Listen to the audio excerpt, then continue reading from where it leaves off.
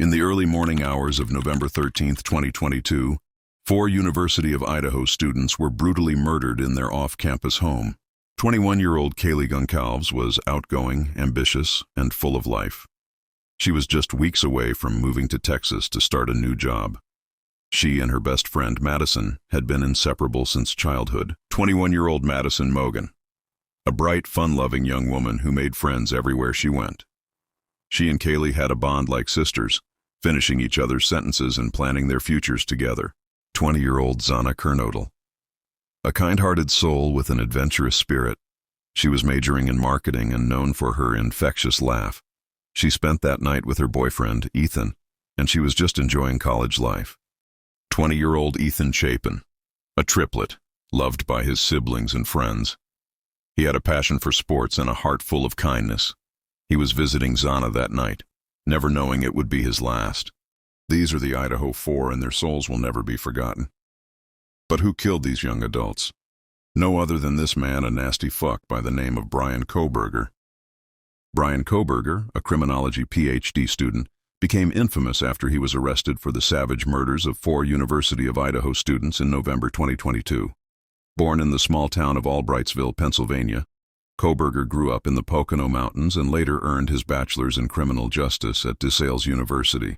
He then went on to Washington State University for his PhD in criminology, which just happened to be near the University of Idaho, where the murders took place.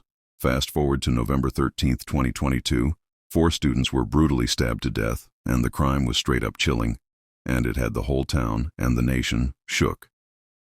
Kohberger came into the spotlight when cops found a knife sheath at the scene with DNA that led them to his family through a genetic database. They followed up with more tech, tracking his cell phone data and finding his car in the area right before and after the murders. Surveillance footage from around the crime scene also showed his white Hyundai Elantra, making it pretty clear he was involved. With all the evidence stacking up, DNA, cell phone pings, and surveillance, Kohberger got snagged in late December 2022 when he was arrested at his family's place in Pennsylvania. He was hit with 4 counts of first-degree murder and burglary. His arrest left everyone stunned, especially given his criminology background, and now the case is unfolding in court with a lot of questions still hanging in the air about what drove him to commit such a heinous act. Hi, my name is Zana Kernodle. I'm a marketing major here at the University of Idaho, and I'm involved in a couple things down here, including Vandal Solutions. Last year I did Police Properties. I was an associate with them, and I basically just worked with Police Properties.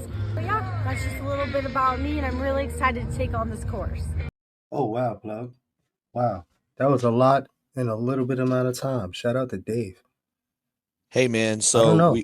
we're on to another case. This case is very interesting. It's not just a cut and dry case, which we would think. DVS, man, there's a lot to unpack here. I don't even know where to start, bro. Yeah, well, let's start with the alleged, he does have a lot of credentials. He has a lot of college. He has a lot of, knowledge in this sort of fields, in the field that he is being accused of, if you get what I'm saying. Yeah, is this like you said this earlier? Is this like a Timu Dexter? Yeah, I don't know. It's seeming that way from what I gathered so far. I don't know. It's real sketchy, man. You got some backdrop you want to give us on what's taking place? Because I know there's some things with the phone. There's you know, Well, let's start with the search DNA, history. man. The DNA isn't normal. This isn't a normal case with DNA where they find DNA and they match it with somebody in the police system already for a previous crime. The DNA got matched with somebody from a 23andMe, his a relative, and that's how they were able to pinpoint him and get him to the crime. They used his DNA and they went to one of those 23andMe databases. And today the defense tried to get that thrown out. It didn't work. It will be in the trial. It will be used as evidence. Really? Wow. Wow. Well, that's a So lot. so so this is what do you call this thing? It's like a knife holster they found. It's a sheath. So it's what holds a knife. You would like a holster. Yeah, so they got his evidence off of the sheath that was left at the crime scene, and it was on one like that button right there. Oh wow. I mean that's pretty damning. But there was also something with the phone, the search history, and then something was happening with when the crimes were committed. There was something going on. Give me a little bit back. I'll drop on that. Yeah, I'm Okay, new. so he was stalking first, and I just Mm, want to put this out there. There's no motive. We don't have a. There's no motive yet. They can't find a motive. Um, he was stalking first because they got his phone pinpoint around the area days before, hours before, but during the crimes, his phone was off or his phone was not with him. So oh wow. Yeah, when I heard that whole thing where he had some search history where he was actually looking up each individual that died. Rest in peace to them, by the way, because they young lives they had so much ahead of them, man. Um, this is a crazy story.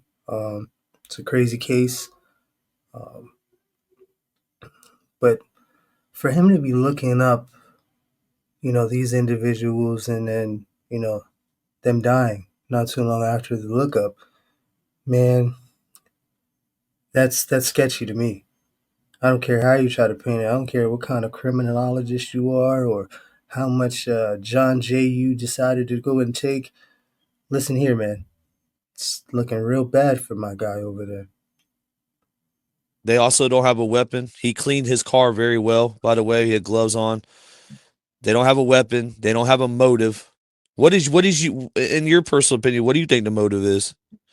I'm going deep into psychology here, and I'm no expert by any means, but I've spent most of the majority of my life in, the system, whether it be foster care, group home, juvenile corrections, programs, uh, you know, that were obligated by parole to be done. So, I've been in a lot of places with a lot of different people.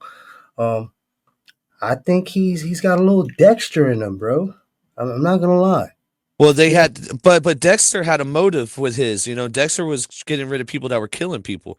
These four kids, they were partying a lot. That place was known and I don't want to call it a party house because I don't think that's the right term. They just had an open door policy where they would have their friends come over, and a chill spot, a gathering spot. I wouldn't call it a party house, like a but local watering hole. yeah, outside the campus. Um, Yeah, I don't like a. see a motive though because Dexter had a motive. Like, and Dexter's fictional. This is somebody Well, I that don't might have. mean. I think he. This is what I think, DBS. I think you're on to. I think you're right at the tip. I think that this dude was trying to do the perfect crime and thought he could get away with it, and something fell out of his pocket called the Well, fucking knife that's holster. more. That's more so what I mean when I'm leaning towards the Dexter part of it. Because no matter what excuse Dexter used, he got away with it, right? Um, and it seems like the the evidence and the pattern that I'm seeing, it looks like he tried to do a very good job of cleaning up behind himself. So that's what I mean, like in a Dexter kind of way. Now the motive, I don't know. He could have been jealous. He could have been, it could have been a bunch of things, but who knows? But it seems like he's trying to see if he can, you know, I guess cheat the system. I guess. Now here's a little animation for you of how the murders went down.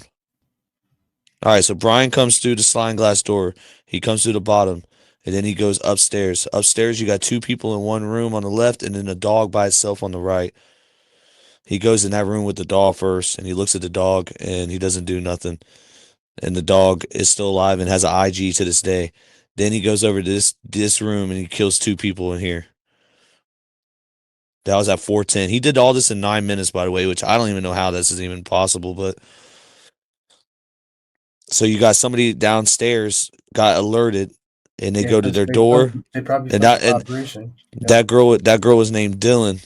That girl was named Dylan. Well, she probably thought they were getting frisky up there. Yeah, I think so. She went back to bed.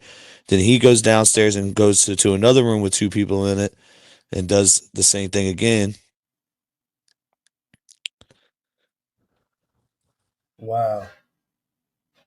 And this girl on the bottom left-hand side, she survived? Yes, she did survive and seen him walk out of the house, and she didn't. There's a lot of weird stuff involved with that whole thing with her because she said one thing but didn't say another. We'll have to. I think we're gonna have to do a whole separate video on that on her, dude. The reason he's getting pulled over all the time, he keeps following behind people real close, and I thought that was interesting. Tailgating, yeah, tailgating. Tailgating. So the impatience, nervousness, a lot of body language. Experts would be able to dive deep on this, maybe, you know. It might be manic. Is this your car? Okay, cool. You see that worried look before he told him that it was for the tailgating? Right, it switched just real quick. I seen it. Yeah, he switched it real. It was quick, but he switched. Where are you headed? Well, we're coming from WSU, and we're What's WSU? university basically. That is Watson area.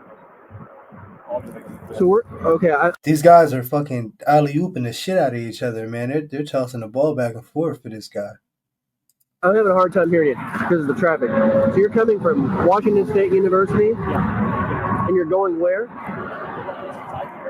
Oh. We're going to be going to Pennsylvania. Oh, okay. Yeah. We're slightly punchy because we're driving. He's trying to follow his lead. So the passenger's leading.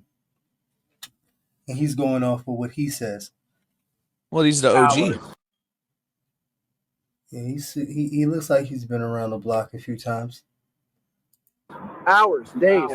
We're driving. Yeah. Almost a day. Okay.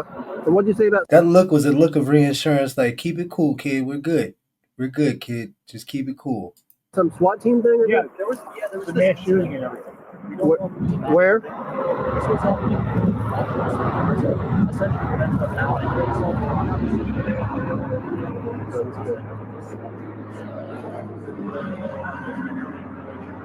He's moving too much for me, bro. He is moving around. He's looking around too much. He's doing too much for me. He looks like he doesn't even look like a serial killer. He looks like a mass shooter. It looks like he'll make an irrational decision really quickly, like back against the wall. Like, I don't know. If this would have been a different scenario, I believe that it would have been a very different. Because he looks like he'll let it go. Well, it's horrifying. See how he keeps on looking in that fucking body cam, right? Yeah, look at him look right there. That is creepy, man. But they got some shit going on too, man. They're holding each other down hard. He's supposed to be university, Mm-hmm. So y'all work at the university there? I actually do work there. Oh, PhD. okay. That was super weird for me. I don't know if he didn't catch that, but what about you, Plug? What are you feeling? Or you want to wait? Yeah, well, no, he just reminds me of a lot of these serial killers, mass killers, man. Weird. The next one that you hear him talk a little bit louder.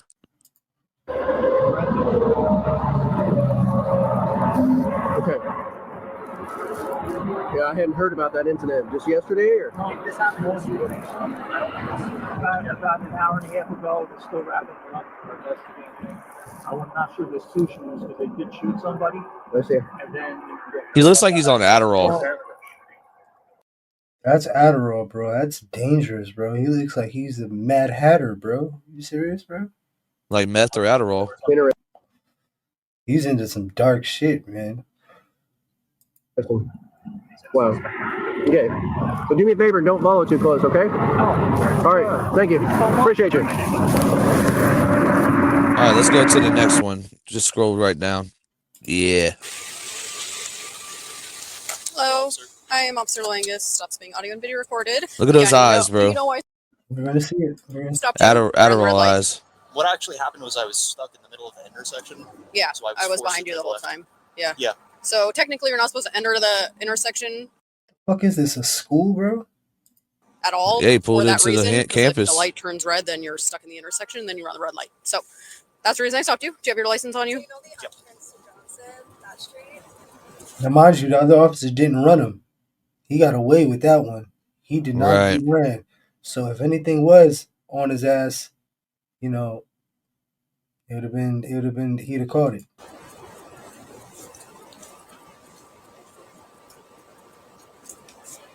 Do you have the registration and insurance?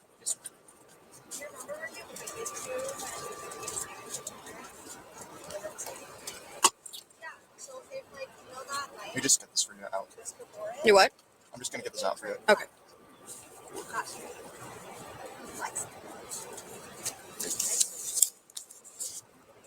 See how he tries to look into the camera?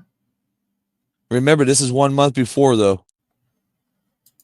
Okay, got you. But still, he's acting weird as hell. And remember, they had this out that night. They already had the car that night, bro. Oh wow. And look So what he's in right now. Would you explain that to me a little bit further? So in Pennsylvania, when you're stuck in the intersection, you have to make the left. So what would the appropriate thing for me to have done? Not- Just You're back up in not that supposed to situation? block an intersection like that in Washington. So just by you blocking the intersection, that's technically a ticketable violation. And then then you're running a red light. So it's another ticketable offense. So you're not supposed to proceed into the intersection until you can go. Because a lot of people do what you just did, right? Is like you're sitting in the intersection waiting and then turns and then you're blocking. So Yeah, there was a little bit of confusion with speeding because someone had He's having a stopped. hard time I with wasn't eye sure what contact. they were doing, and then No, they put on- he's actually on eye contact. He's actually very stern with eye contact. Just what I'm seeing right here, but he's also very good at giving the officer the authority, but also, stepping down and admitting that he's wrong so he can kind of like, diffuse the situation and use ignorance as a convenience. You know what I mean? Oh yeah. their light to turn. Mhm. So I thought that maybe they were letting me go through. Oh, Did you see that? no. I feel like right before I made the turn, there was someone who made a right. And they didn't have their signal on, so I wasn't sure if they were just waiting. Mm-hmm. Yeah, so I would just advise just don't enter the intersection until you can go so you don't get stuck. Let's see. But in that situation, the best thing to do then would See how he's like he's pretty good with the gift of gab, man. But look at that rock he just did right there and how he looks away. He's looking down. It's in thought. You got to put yourself there in a sense. He's very quick. There's not a long pause for what it is that he's trying to get to because he's really taking her around the block because he already knows that he's kind of like on a way of not getting a ticket. And if he is, it's going to be like some light shit. But he's already, in a sense, like he's already walking around the block to just, you know what I mean? be back up Mm-hmm. and not. I don't know if there's a best thing to do in that situation because you're either going to back up into somebody or you're going to run a red light. So, or you're going to be sitting in an intersection. There's not really a great option there. Yeah, I was just slightly into the crosswalk, so Mhm. where I'm from Pennsylvania, we actually don't have like crosswalks. Oh, so even if you're kind of slightly, there's a little bit more leeway as well. Like there are a few lines. Like there's one white line, and there's another one. In front. Like there's like a certain margin from which you can actually kind of put your vehicle, place your vehicle. Yeah. So I know laws vary state to state, but there is a law in Washington for blocking an intersection. He looks at the camera, but he tries to look away from the camera without looking, like making it obvious that he's looking at the camera. Yes. Like that, proceeding through when you don't, when you're just stalling. I forget the actual verbiage. I can find it for you, but it's like stalling, blocking an intersection. Yeah, I'm just curious about the law. I don't mean to. Oh no, yeah, I can find it for you. Yeah. Mm-hmm. 1 second. It's very observant. That looks good on a Hyundai. I don't see Pennsylvania registration like at all. Okay, let's see. Expires November 22nd or 2022. Okay. And whoa. yeah, okay, that looks good. I'll hand that back to you. I'm just gonna go check your info. I'll try to find that RCW, the law for you, and I'll be right back.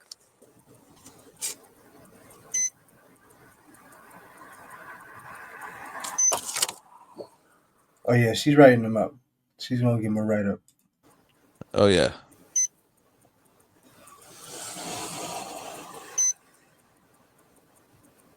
Might not even be on there.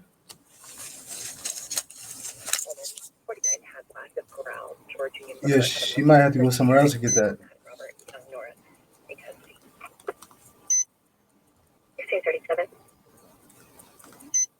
Look how all that shit is highlighted too.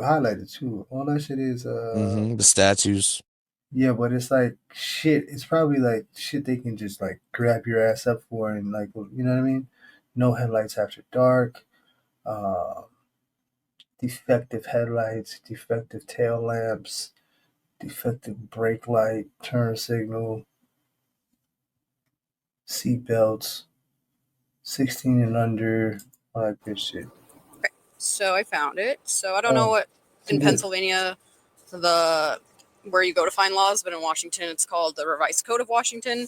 So I'll try to turn my brightness up, but it's basically it's just called an RCW. So it's RCW 46.61.202. So it's no driver shall enter an intersection unless there is significant space on the. And this is on October 14th. So when did the murders take place? December 14th? November 22nd. Oh, no. Really? Yep. On the other side of the intersection. To accommodate the vehicle, he is operating without obstructing the passage of other vehicles, despite any traffic control signal indications to proceed. So you had a green light, so you're thinking you can go, but you're blocking the intersection. Yeah. So that's if you're ever curious in any laws in Washington, just Revised Code of Washington. So I'm not writing a ticket or anything like that today. I understand you're from Pennsylvania, but in the future, don't proceed through the intersection. You can't get stopped for that alone unless you can clearly just clear it right away. Okay. So then basically, I understand. You're just supposed to wait behind the white line. Drivers do it all the time, but it never even occurred to me that was actually something wrong. Yeah. Well, except for the fact that I was blocking the crosswalk, which is yeah. what I went through. And states vary a lot from laws. Like Pennsylvania might not even have that law, but in Washington we do. I'm actually just from a very rural area, so we just don't have crosswalks. Oh. Unless I visit an area where there are crosswalks, Gotcha. And then it's not very frequent. Yeah. I do apologize if I was asking you too many questions about the law. I wasn't trying to No, not at all. Like I understand you're not from here, so if you don't, a lot of people don't Risen know. Her up, dude. Risen her up. No, he landed that smoothly. Whoa, he was doing more cleanup work, huh? This is like Pulp Fiction. Yeah, this is like some real fucking Dexter shit. Hold on, I want to go over this one more time. 12:33 a.m. Snipers observed a kitchen light turn on and saw a taller young white male wearing a black hoodie standing near the glass sliding door leading out to the deck. At 12:40 a.m., the person was seen again. This time, officers were able to positively identify the person. Defendant ID. See also state. The light turned on in the garage where the defendant's vehicle was believed to be parked at 1:03 a.m. Lights flashed in the garage and the vehicle was being locked or unlocked by a key fob. At 1:09 a.m., the defendant was seen in the kitchen at the home, this time wearing rubber gloves and handling a plastic baggie. Based on observation, law enforcement believed the defendant was potentially destroying evidence from the vehicle that was related to the homicides. Law enforcement was also aware of the defendants possessed a Glock handgun, prompting concern over officer safety due to defendants' heightened mental state of awareness or threat level of police possibly tracking him. And that's what they were doing. That's exactly what they were doing. So they had to cover their ass. Wow. So they pretty much sat on him until the morning time to go do what they need to do, which they probably needed a, clearance from the judge and all that. Right. Which, it probably was waiting on. But wow, that says a lot too, man. If he's in possession of a gun and this was a crime where it was done with a knife, that changes the game, man, because he could have did it with a gun, but instead he did it with a knife. And that's a lot more personal. That's a lot more, meticulous when it comes to, doing this sort of thing. So, that I could, he's a lot, that could be real dangerous, man. He's super dangerous. Wrote that Bryan Kohberger was taken into custody in a bedroom and a .22 caliber Glock handgun was found in his bedroom. The Idaho State Police delivered Q1.1 to Othram on November 22nd, 2022. Othram developed a SNP profile from Q1.1 and searched family tree DNA in GEDmatch Pro. This work revealed 4 brothers of interest, all of whom were low matches to Q1.1. A footnote states these brothers did not share defendant's last name. So that was an interesting bit of information right there. What? So I guess his pops was a Rolling Stone. He was out there making babies. Oh, shit. In the investigation, Othram came up with 4 brothers determined to be low matches. Then the FBI got... Oh, no, maybe it was 4 brothers that had some sort of sequence or similar sequence to him, but weren't related. I don't know. Involved.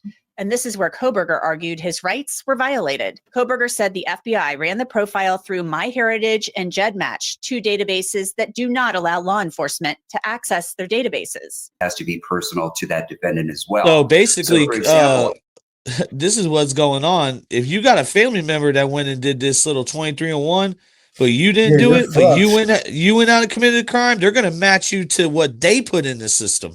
That's what happened. Yeah, so I was just thinking about that. I'm like, damn, is there any way that, because I don't know, there's got to be a way that they can present it and say, hey, listen, you can't go off of this 23 or fucking ancestry shit because, maybe it's not that accurate. Like, what qualifies what they're doing to be so accurate? You know what I mean? For what I'm being told, it's a box you got to check, and his sister didn't check the box. And which box is that? What to not have your DNA, it's private only. It wouldn't be used as evidence in the case. Wow. She checks that box. She checks that box. We're looking at a different case, bro. Yeah, they wouldn't be able to compare it to anything. But god damn, man, oof.